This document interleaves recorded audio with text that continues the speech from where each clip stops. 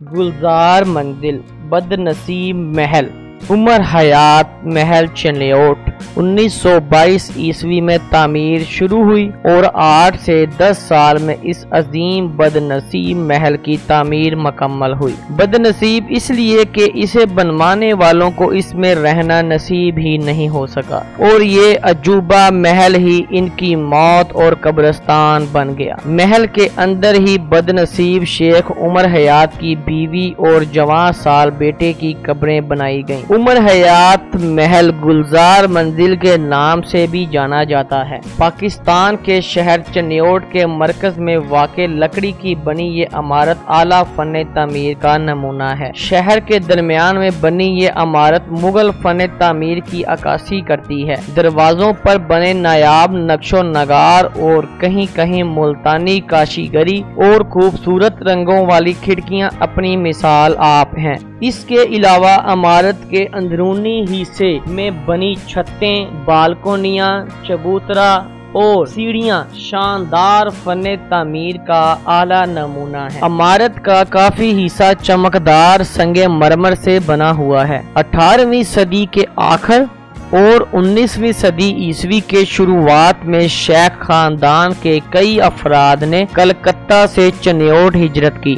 شیخ عمر حیات جو کلکتہ کا ایک تاجر تھا وہ بھی انہی میں سے ایک تھا۔ کہتے ہیں کہ عمر حیات نے چنیوٹ آنے کے بعد اپنی سخاوت کی خوب دھاک بٹھائی۔ کہتے ہیں شیخ عمر حیات شام کو بازار میں بیٹھ جاتا اور ہر آتے جاتے میں پیسے بانٹنے شروع کر دیتا۔ اندھیرا ہونے تک یہ سلسلہ جاری رہتا۔ ایسے ہی کسی وقت وہاں سے لکڑی کے ایک کاریگر الہی بخش پرجا کا گزرا ہوا۔ کسی نے شیخ عمر حیات کو بتایا کہ یہ شخص لکڑی کے فن کا بڑا ماہر ہے، اس جیسا کوئی کاریگر نہیں، تمہاری دولت ختم ہو جائے گی مگر اس کا فن نہیں۔ عمر حیات نے کچھ دن بعد برشا کو بلا کر کہا کہ وہ ایک محل تعمیر کرنا چاہتا ہے اور اس کے ساتھ ماہر فن تعمیر سید حسن شاہ کو اس شاندار عمارت بنانے پر مامور کیا۔ چنانچہ 1922 عیسوی میں تعمیر کا کام شروع ہوا۔ شیخ عمر حیات نے لکڑی کے کام کے لیے الہی بخش پرجا پر ہی انحصار نہ کیا بلکہ اس کے ساتھ دوسرے ماہر کاریگر رحیم بخش پرجا کو بھی کام کی ذمہ داری سونپی۔ پھر 8 سے 10 سال کے عرصے میں آج سے تقریباً 91 سال پہلے 4 لاکھ کی لاگت سے یہ محل تعمیر ہوا۔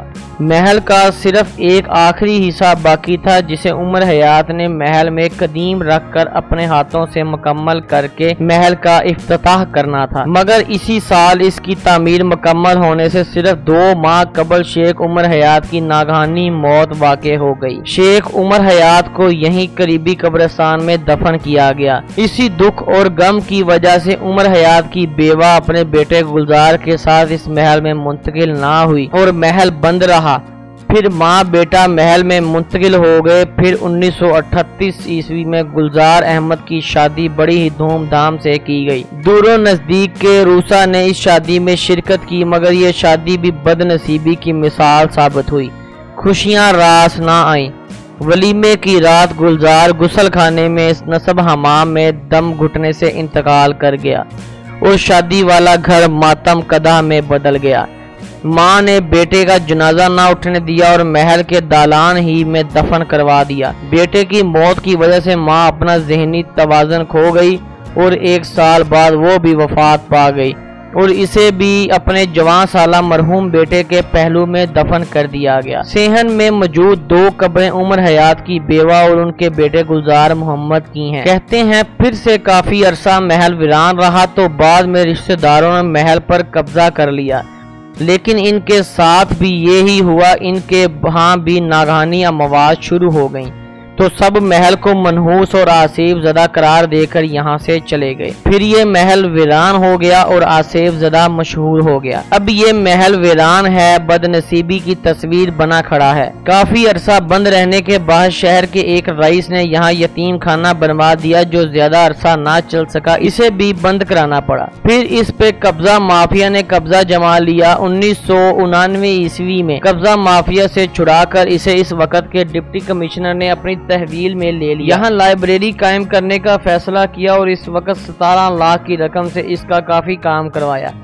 इस वक्त से अब ये सरकारी तहवील में इसे लाइब्रेरी और सकाफती म्यूजियम का दर्जा भी दिया गया है। इसमें मौजूद लाइब्रेरी का नाम भी शेख उमर हयात लाइब्रेरी रख दिया गया। चनियोट के जिला बनने से पहले से अब तक म्युनिसिपल कमेटी के सपुर्द ये महल आज भी खूबसूरत वीरानी की शक्ल बने खड़ा है और लोगों के लिए इसे खोल दिया गया। कहते हैं 1993 ईस्वी में शदीद तूफान और बारिश की वजह से इस इमारत का काफी नुकसान हुआ।